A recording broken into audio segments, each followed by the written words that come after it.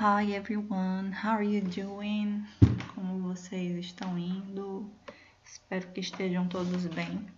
Eu estou gravando esse vídeo agora só para tirar algumas dúvidas que talvez tenham ficado, né? Até pela correção das atividades que eu já tenho feito, né? Eu pude perceber que algumas pessoas confundiram, né? É normal, faz parte do processo de aprendizagem. Então aqui é só para a gente tirar algumas dúvidas, tá?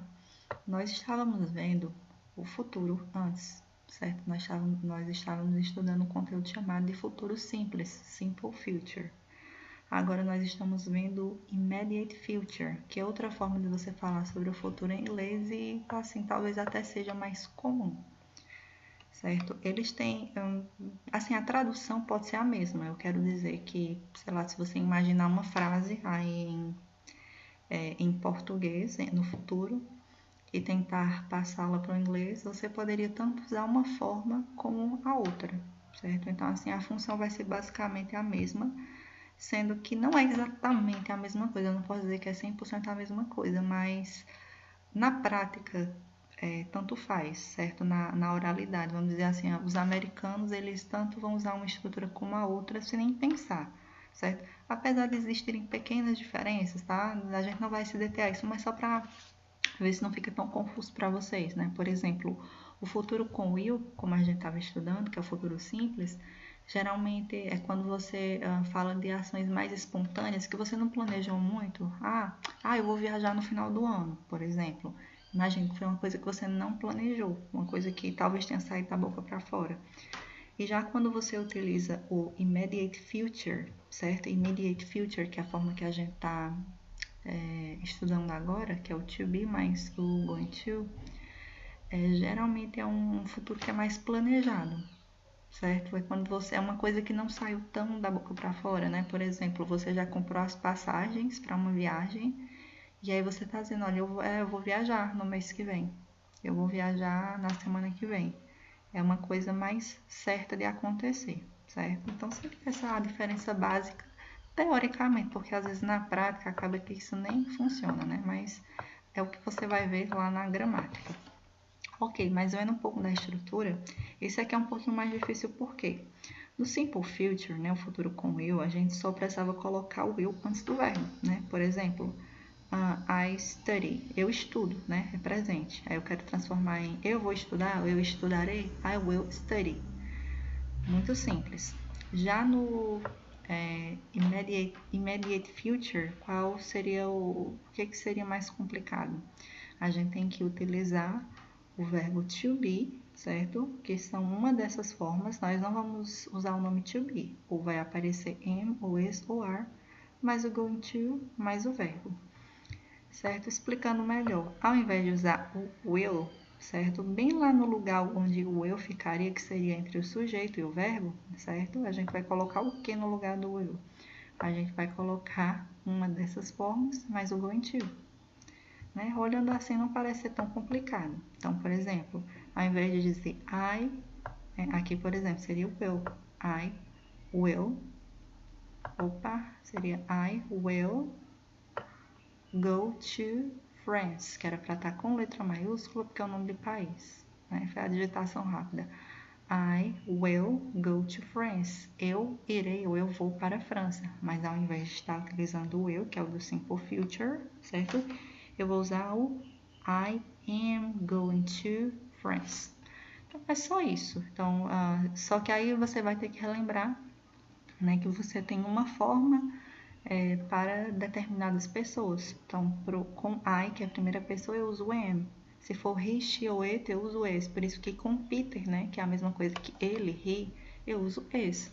E o going to sempre vai vir depois, certo? Então, essa parte afirmativa é muito simples, né? We are going to study. Nós estamos indo, ou então nós vamos estudar. Eu posso traduzir assim. A gente usa muito gerundismo, apesar de ser muito feio, mas a gente utiliza muito em português. Nós estamos indo fazer isso. Então, em inglês é meio que só assim, né? A tradução ao pé da letra seria: nós estamos indo fazer isso, certo? Então, dá a ideia de uma coisa que você já vai fazer mesmo, certo? Por isso, immediate future, certo? E essa ideia de certeza, que é uma coisa já que realmente foi planejada e vai sair, que você realmente pretende fazer.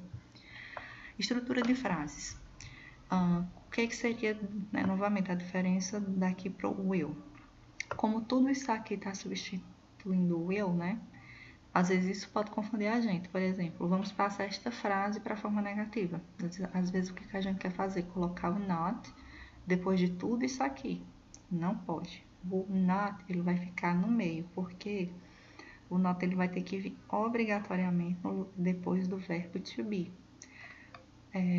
Frases em inglês, quando eu preciso passá-las para, né, orações em inglês, quando eu preciso passá-las para o passado, aliás, para a forma negativa ou interrogativa, obrigatoriamente, certo? Elas têm que ter um auxiliar. Esse auxiliar, ou ele já está na frase, ou ele tem que ser adicionado quando ele não está. Então, quando a gente já tem um auxiliar na frase, obviamente a gente não precisa adicionar. Então, no caso aqui, no Simple Future, o will já era o auxiliar. Aí eu só precisava colocar o not depois dele. Aqui eu continuo tendo um auxiliar, que é o verbo to be. Então, o auxiliar não é tudo isso aqui. Isso aqui é a forma completa do immediate future. O auxiliar é apenas o verbo to be. Então, o not vai ficar depois do to be. Então, she is not going to travel later. Por isso, da mesma forma, eu não vou colocar tudo isso aqui lá no início da frase para fazer a pergunta. Não, eu vou trazer apenas o is. Por isso, nós temos is she going to travel later? Né? Ela vai viajar amanhã? Ou ela está indo viajar amanhã? E se eu for responder essa pergunta, eu vou dizer yes. Eu estou vendo que aqui faltou no. Eu não havia percebido, né? Talvez até explique algumas pessoas que não responderam bem certinho aqui a respostas curtas. Deixa eu explicar. Yes, né? Da mesma forma que a gente deveria ter o no, vírgula, né? Vocês lembram dessa regra? O assunto é novo, mas a regra é a mesma. Então, você tem yes e no para negativa. Depois nós temos a vírgula. Aí, depois da vírgula, o sujeito, por exemplo, se eu perguntei sobre ela, a resposta é sobre ela. Se eu tivesse perguntado sobre ele, a resposta seria ele. Então, tem um she aqui, tem um she na resposta. Aqui da mesma forma. Depois disso, temos o verbo to be. Is, o is. Por quê? Porque é ele que aparece no início da pergunta. Se fosse o are, então aqui a resposta é ser are. Se fosse o when, a resposta é ser am, né? Certo? E por aí vai. E para finalizar aqui, a forma contraída. A forma contraída é uma forma mais prática, né? Utilizada muito na oralidade. Na escrita você vê muito em letras de música, né? Se vocês já devem ter visto essa forma gonna em alguma letra de música. Existem muitas outras formas contraídas, são muito comuns em inglês, né? A gente já conhece, por exemplo, isso aqui, I'm, que é a mesma coisa de I am, já é uma forma contraída, né? Agora a gente tá vendo a forma contraída só do going mais to, que vai ser gonna, certo? Então, você consegue pronunciar mais rápido, né? Em vez de I am going to read a book, I'm gonna read a book, né? Muito mais rápido. Então, pessoal, por isso é só, por hoje é só, e para essa semana eu vou passar uma atividade bem simples, não é nem sobre o assunto. Talvez até eu preferisse passar menos atividades para vocês, mas pedido que nós passemos atividades semanais, né? Então, eu pelo menos estou tentando passar alguma coisa assim mais simples essa semana, né? Vocês vão perceber lá a atividade que vocês têm para fazer. É uma participação, é uma pergunta sobre, né? Vai estar no tópico pergunta, né? Na verdade, vocês vão participar.